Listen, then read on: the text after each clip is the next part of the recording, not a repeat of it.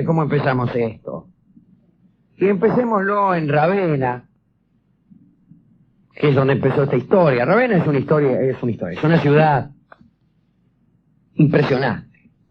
Allí en Ravenna fue donde tuvo lugar, estamos hablando del siglo IV, siglo V, después de Cristo, donde tuvo lugar el famoso banquete de Teodorico y sus ostrogodos con la gente de Odoacro.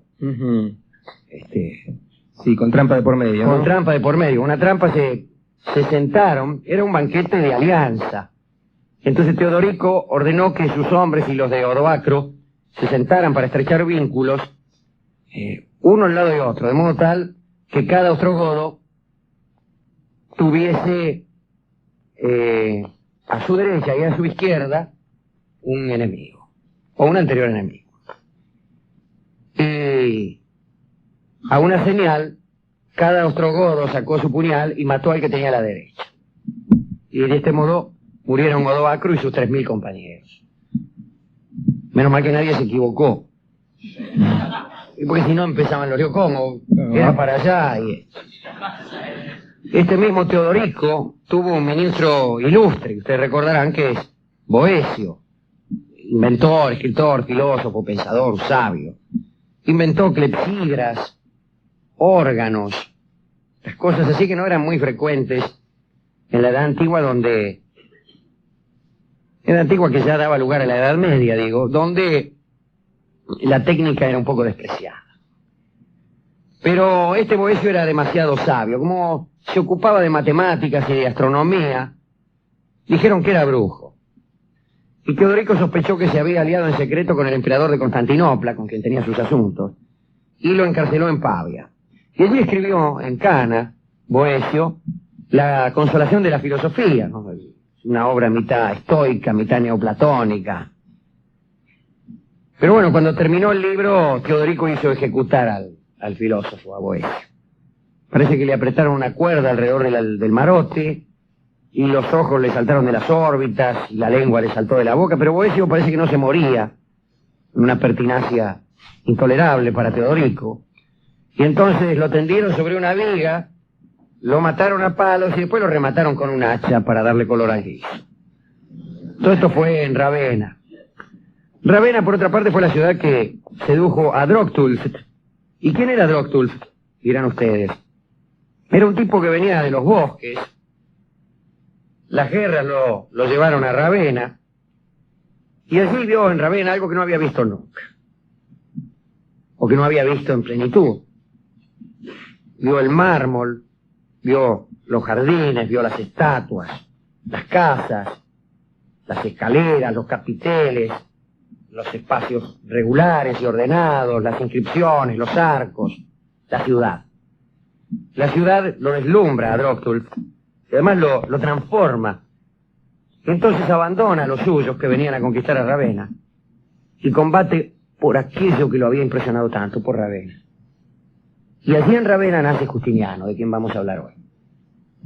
Era sobrino y sucesor de Justino, era muy devoto, amaba la gloria, trabajaba muchísimo, tenía fama de no dormir jamás, como tantos grandes estadistas que han tenido esa fama, la fama de no dormir nunca. Es verdad. Por ejemplo, el general Quiroga decían que no dormía nunca. Tenía una esposa a la que todo el mundo conoce por el melodrama de Victorián Sardou, que es Teodora. ¿Recuerdan? Teodora, emperatriz de Bizancio, qué sé yo. Que, como todos ustedes ya sabrán, por haber visto la entrega de los Martín Fierro, era prostituta y también santa. Teodora era hija del guardián de los osos del hipódromo de Constantinopla. Tenía pedigrí la mina. Sí. Y al morir su padre tuvo que ganarse la vida. Entonces, como le gustaba el dinero y el amor, fue actriz y se prostituyó.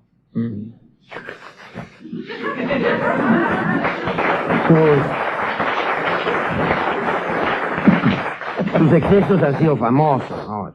Se habla, por ejemplo, de una cena en la que, rodeada por 30 esclavos, concedió sus favores a todos los muchachos. Cual no es nada si se piensa que Cleopatra, según le dijo su médico no el suyo, sino el de Cleopatra, a Marco Antonio, parece que en una noche se cargó a 108 egipcios.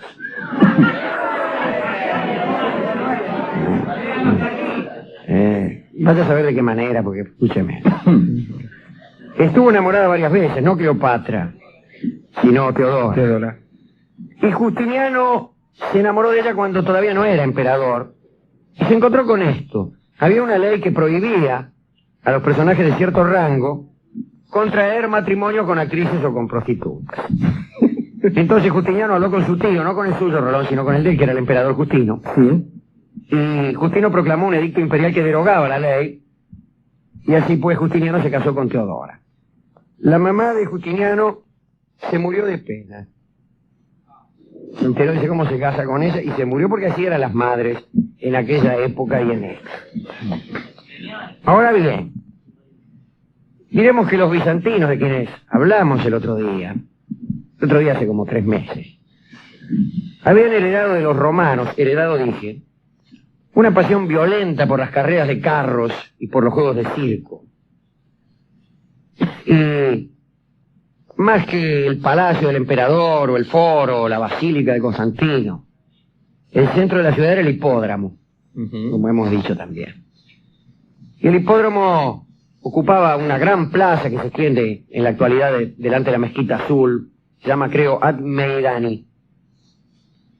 Y allí iban las muchedumbres a aclamar a los conductores de carros, que, bueno, se habían convertido en verdaderas estrellas. Estaban llenas de dinero y de gloria como las estrellas de Hollywood de hoy, o como las estrellas del deporte. Así que todos hablaban de ellos, de sus amores, de sus rivalidades, de su técnica. Así como todo el mundo habla, qué sé yo, de Maradona o de Madonna. Bueno, la gente hablaba de los conductores de carros. Y según una especie de división en equipos, los cocheros estaban divididos en 4 grupos que correspondían a unas categorías religiosas, geográficas y también sociales. Estos grupos eran los azules, lo blanco, lo verde y los colorados. Los azules y los blancos representaban a los barrios ricos, favorables a la ortodoxia, favorables al gobierno de unos pocos. Digamos, eran equipos de conductores de carro de derecha, dirían. Sí. Los verdes y los rojos representaban los barrios populares y se inclinaban también a la herejía. Actualmente hay en Siena una carrera que le llaman el Palio, que lejanamente puede dar una idea de esto. Hay también varios equipos distintos, bueno, pero nadie se lo toma en serio porque es una cosa más bien folclórica, propia de talabarteros, más que de muchedumbre.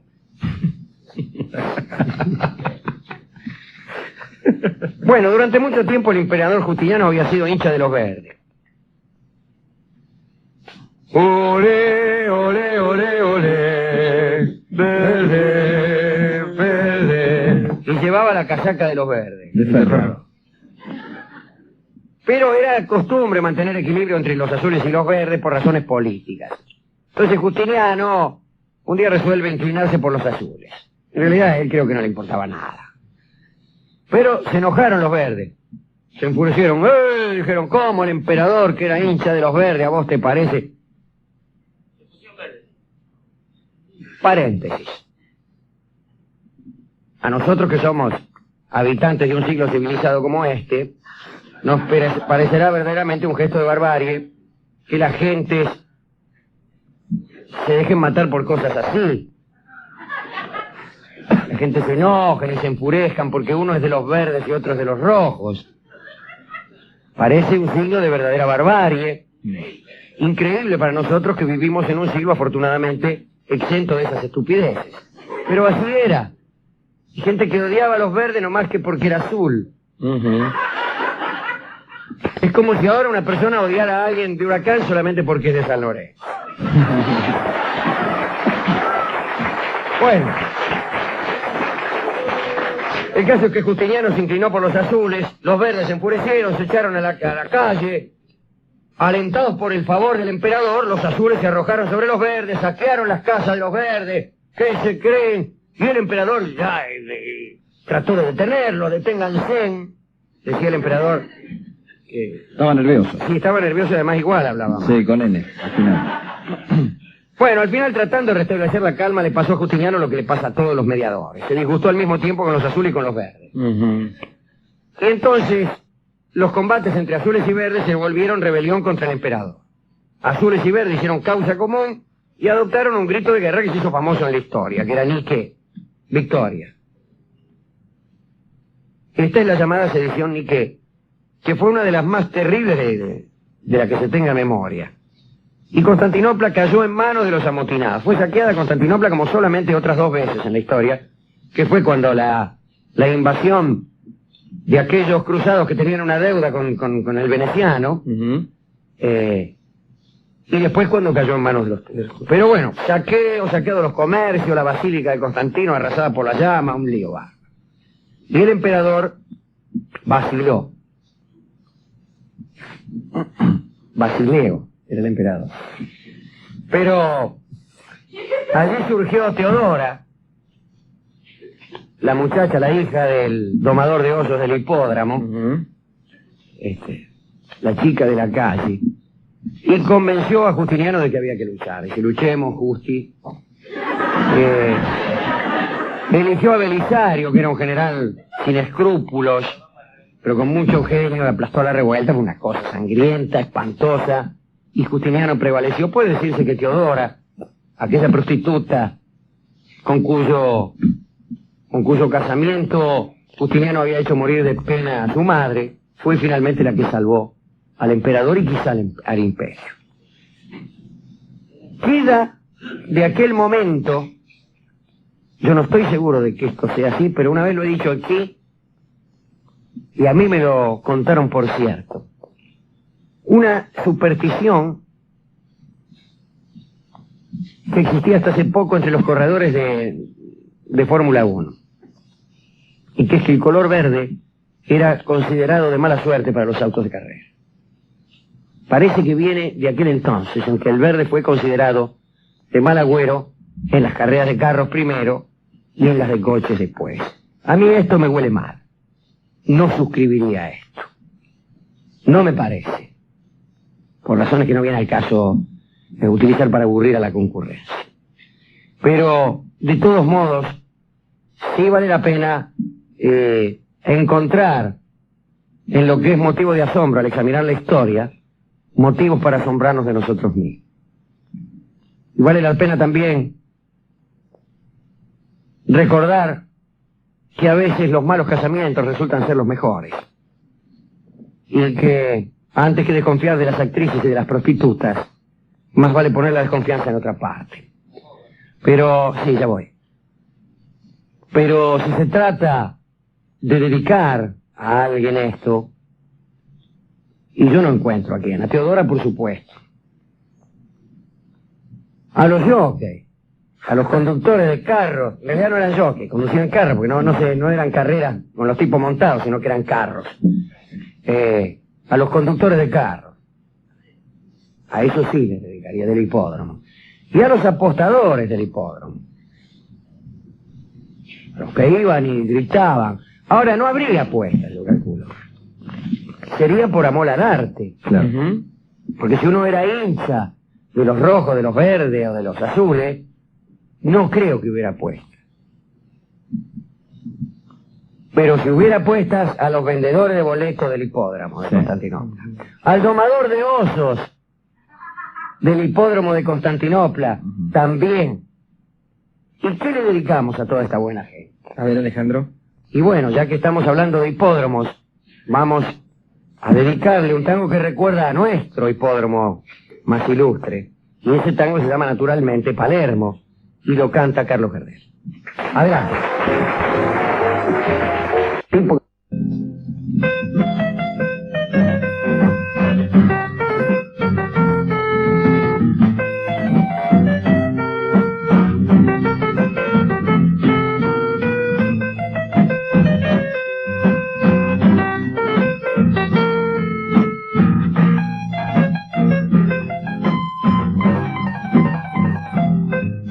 Bueno, esa es la patria argentina. de algo decisivo. No es que la charla tendrá un carácter decisivo, sino que aquella entidad que es motivo de la charla tiene una importancia increíble en el universo. Tanto es así que yo creo que voy a hablar de aquello de lo que está hecho el universo. Y es el olvido. Yo creo que el cosmos tiende al olvido. Todo lo que es marcha hacia el olvido. Algunos elementos radioactivos tienden con el tiempo a convertirse en plomo. De esta misma manera, todo lo que es tiende a convertirse en olvido. De un modo unidireccional. También aquí funciona la entropía. La entropía es la flecha del tiempo. El tiempo marcha en una dirección y no en ambas direcciones. Así, por ejemplo, es muy frecuente que un jarrón salga de nuestras manos y estalle en pedazos. Pero lo que no sucede es que pedazos del suelo salten en nuestras manos y se conviertan en un jarrón. De este modo, no sucede que algo empiece por ser un olvido, se convierta luego en un recuerdo lejano, luego en un recuerdo muy vivo y luego suceda.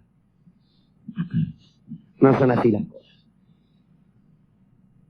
Uno no puede evitar entonces esta tendencia general al olvido que tiene el universo.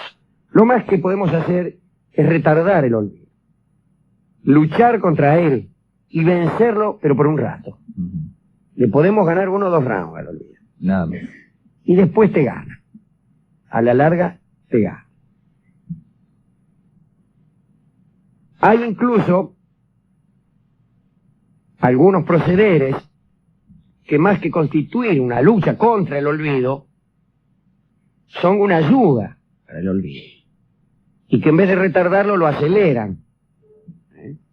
Para evitar la espera, gente impaciente que desea olvidar por un motivo u otro, y entonces procede a acelerar el olvido. Muchas veces hemos hablado, y yo he escrito acerca de los amigos del olvido, que eran una entidad que promovía la abolición del recuerdo porque decían que dolía. Y este grupo de personas se organizaba, es un decir, porque en realidad eran más bien desorganizados, por cuanto se olvidaban hasta de los estatutos, se olvidaban hasta de que pertenecían a la organización. Como quiera que sea, formaban subcomisiones destinadas a promover el olvido de las personas o cosas que les correspondían. Por ejemplo, Comisión de Olvido de Juan Alberto Mateico. Entonces se reunían, cuando se acordaban, a hablar de todas las cosas del mundo, con la excepción de Juan Alberto Mateico. Y se olvidaban de él. Otra subcomisión se olvidaba, por ejemplo, del gladiolo. Y hablaban de toda clase de flores, o de otros objetos, pero no de los gladiolos. Se me dirá, hay que acordarse de olvidarse de eso. Bueno, diré yo, y nada más. No me resulta una idea muy provocadora. Destilaban, como ustedes saben, el licor del olvido, que lo dejaba a uno limpio de ayeres como un recién nacido. Se adiestraban en olvidar, tomaban lecciones los maestros y recompensaban con altas calificaciones a quienes no se acordaban, y en cambio castigaban con aplazos a los que insistían en memorizar. ¿Cuál es la capital de Francia? Lo ignoro, tiene un 10. París, 0. Vuelve al marzo. Lyon, 4.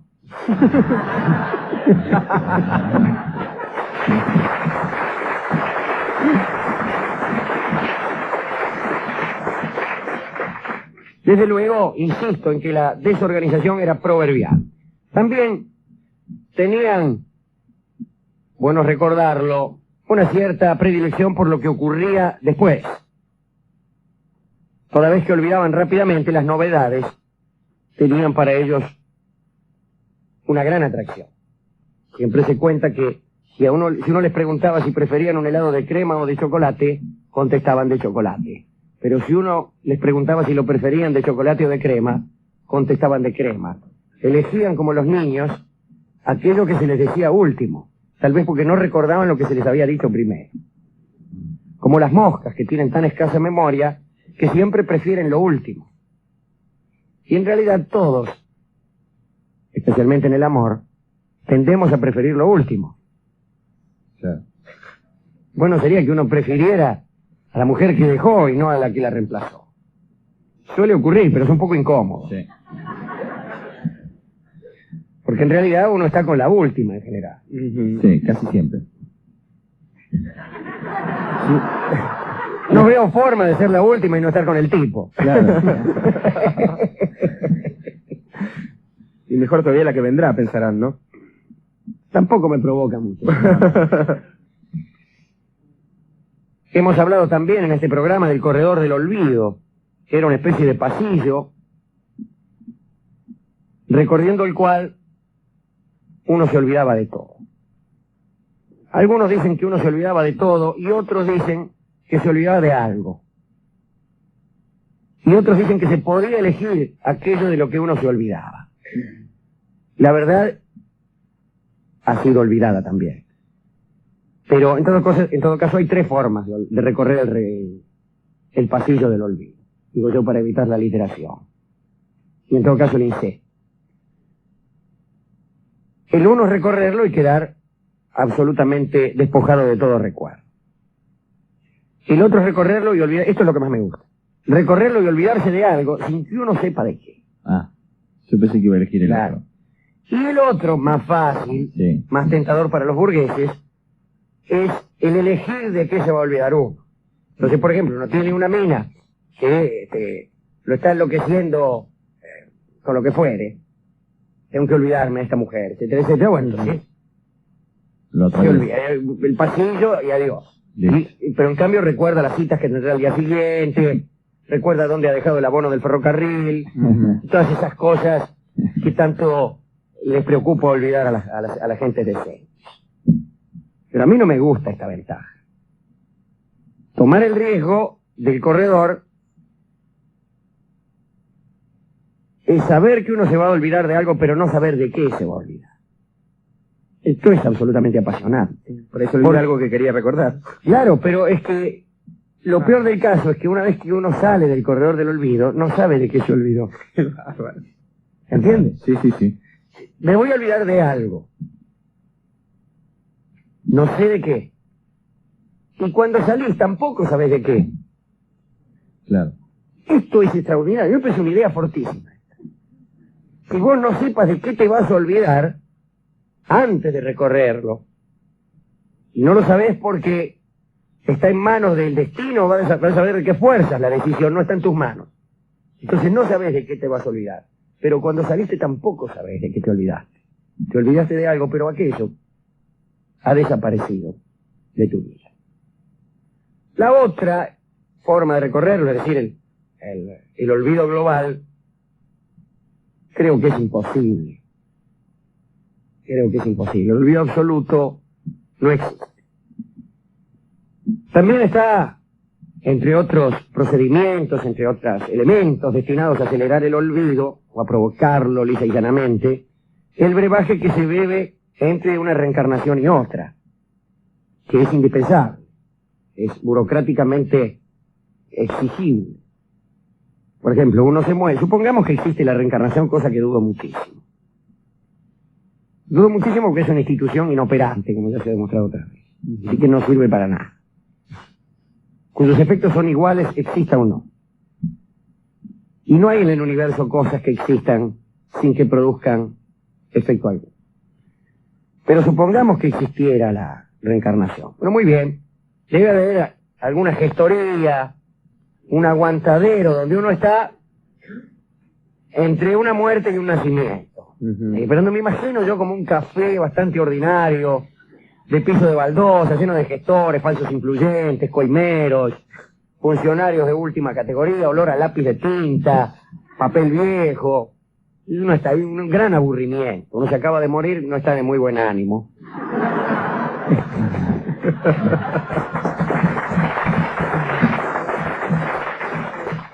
Y, bueno, le van a dar otra vacante. Va a ocupar uno otra vacante en la vida. si es que se puede decir uno en este caso.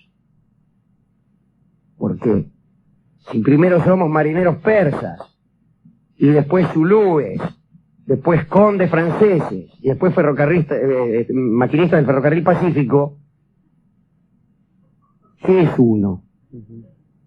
Cuando uno dice, yo he sido marinero persa, maquinista del ferrocarril y prostituta de Corinto, ¿qué quiere decir yo? Fantástico. ¿Qué quiere decir yo? Fantástico lo que está ¿Qué diciendo. quiere decir yo en esa frase? Sí, Nada que yo sepa entender. Casi podríamos decir que es difícil concebir el yo sin memoria, ¿no es cierto? Exactamente. Bueno, pero en todo caso, en esa gestoría le dan a uno un brebaje que lo hace olvidar su existencia anterior.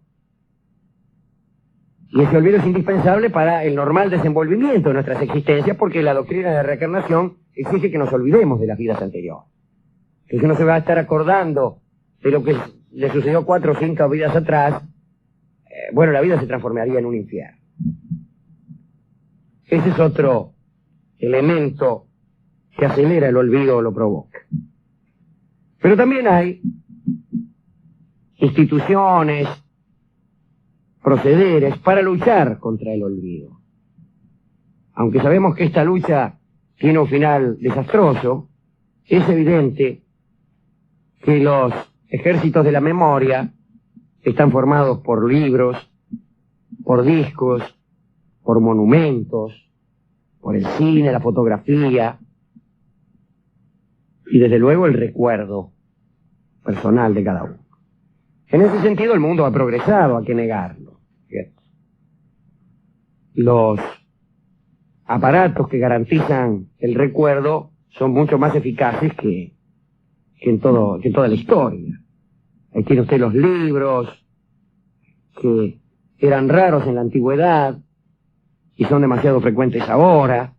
Podemos saber cómo cantaban los cantores de este siglo,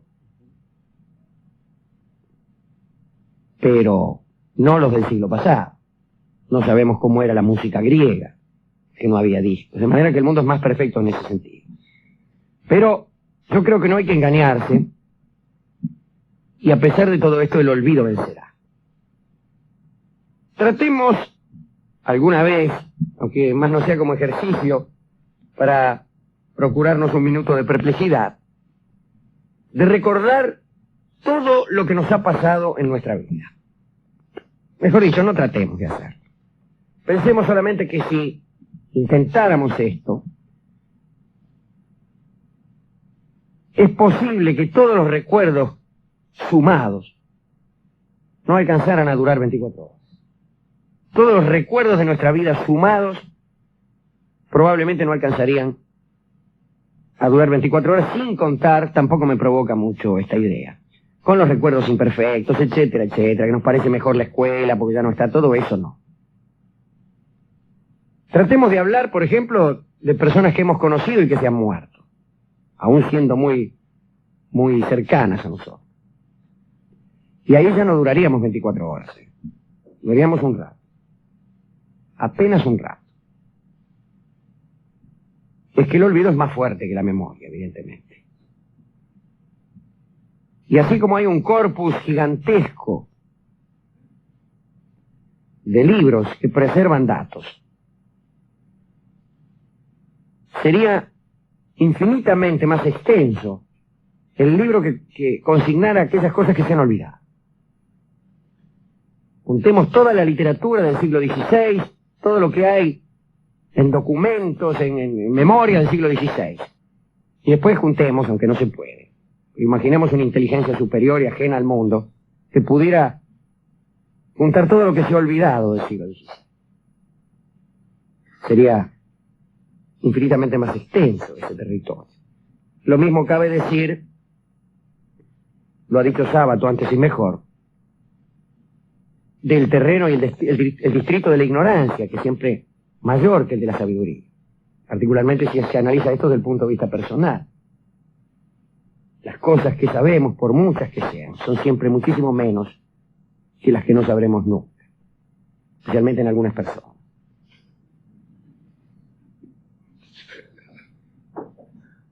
Ahora bien, Yo que creo que milito en los ejércitos de la memoria, no lo hago con fanatismo, sino lo hago siempre. Porque tal vez no todo olvido es malo. Y a lo mejor resulta ser que olvidamos para no morir agobiados por la memoria.